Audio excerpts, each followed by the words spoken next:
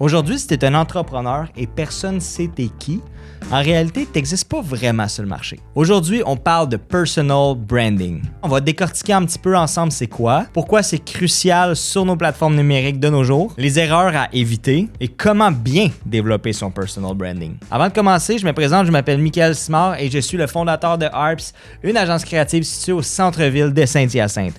On accompagne les PME, les entrepreneurs à se développer en ligne, à faire connaître leur entreprise et on fait de la création de contenu clé en main pour leur business. Si jamais c'est pas déjà fait, si jamais le marketing numérique t'intéresse, le filmmaking et développer ton entreprise en ligne, je t'invite à juste t'abonner à notre compte, nous contacter, ça va nous faire plaisir d'en parler avec toi.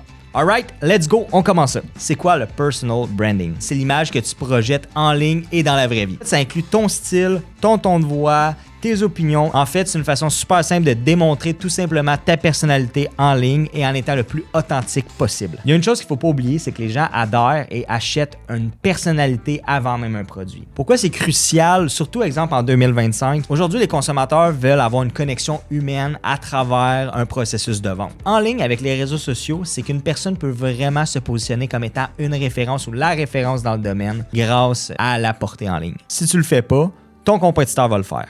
C'est plate à dire, mais souvent, c'est celui qui jappe le plus fort qui a le plus d'attention. Encore une fois, il faut que ce soit bien fait. C'est pour ça qu'il y a des stratégies en ligne efficaces pour être en mesure de sortir le meilleur de votre personnalité tout en étant stratégique. 3 erreurs à éviter en personal branding.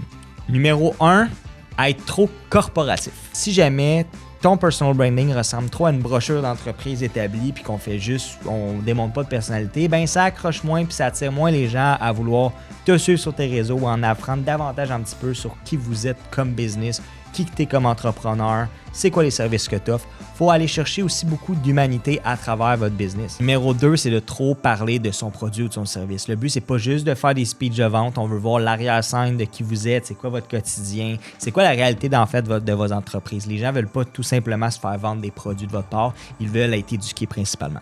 Racontez votre histoire, votre quotidien, ça l'intéresse les gens. Ça permet de créer encore plus de lien de confiance-là parce que les gens vont vous voir au quotidien dans leur feed d'actualité puis ils vont savoir un peu plus qui que vous êtes. Numéro 3, ne pas être assez cohérent. La cohérence, c'est super important parce que ça permet de garder un ton qui est égal. Si jamais tu changes justement de langage puis de style à chaque semaine, on ne sait pas exactement qui tu es. Puis à travers ça, on ne sait pas non plus quel genre de service que tu offres parce que tu as l'air de passer à gauche puis à droite dans tes idées. Puis c'est pas vraiment clair. Fait que c'est vraiment important d'être cohérent. Là, on a parlé des erreurs à éviter. Maintenant, je vais te parler de 3 choses que tu peux faire pour bien développer ton personal branding. Premièrement, créer du contenu autour de tes valeurs. Partage tes réflexions, tes réussites et même tes échecs. Comme j'ai parlé, on veut être sûr de montrer l'arrière-scène, le behind the scenes, on veut voir ce qui se passe, c'est important de le véhiculer de la bonne façon. En second plan, il faut être transparent. Les gens aiment suivre une vraie personne, pas juste une façade de vous qui essaye de créer un personnage qui n'est pas. C'est correct de scripter des choses, de créer ce personnage-là, mais il faut quand même que ça fasse du sens avec qui que vous êtes à travers ça. Troisièmement, utilisez des formats qui sont engageants. Vidéos, stories, témoignages clients, chaque plateforme est différente. Votre clientèle cible ne va pas forcément agir de la même manière partout. Les formats, la durée, la grandeur, c'est plein de petits éléments techniques à prendre en considération, mais aussi le ton de voix à utiliser. Des fois, si jamais vous faites du contenu pour convertir, puis que ça doit être très, très, très rapide, vous allez devoir squeezer un peu vos propos pour emmener vers du contenu plus long. Tu as déjà un personal branding, que tu le veuilles ou non. L'idée, c'est de savoir comment tu vas t'en servir. Est-ce que tu le laisses au hasard ou tu vas t'en servir de façon stratégique pour ton entreprise? Si jamais tu as aimé la vidéo et tu as envie d'en savoir plus, je t'invite à tout simplement t'abonner pour en apprendre davantage. Sur ce, je vous dis à bientôt pour une prochaine vidéo.